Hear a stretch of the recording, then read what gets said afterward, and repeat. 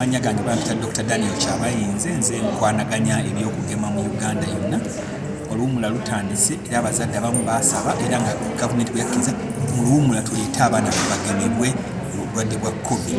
Naye waliwo n'endala endwadde zetugema, so mu luwumula luno tukubiriza abazadde muleete abaana ku malwaliro aga bulijjo health centers tugenda kuteekayo eddagala erigema COVID sobole okubagema bali wakati w'emyaka 12 ne 18 oba 17 n'abantu abakulu bonna abatanda bagemebwa bakomewo kubanga era tulaba basomesa bakyali ebitundu 59 ku 100 abatanda bakumalayo doozi zaabwe. Kagema abitundu 79 ku buli 100 bannayuganda bali waggulu w'emyaka 18. Tageti yaffe yali bitundu 8.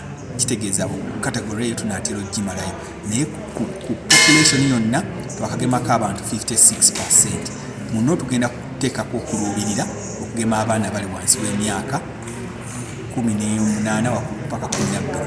Abo bakyali bitundu bingi. Twakagemako proportion tena bana kusukka 30%. Download the app on App Store or Google Play Store now. Vision Digital Experience, the future of media.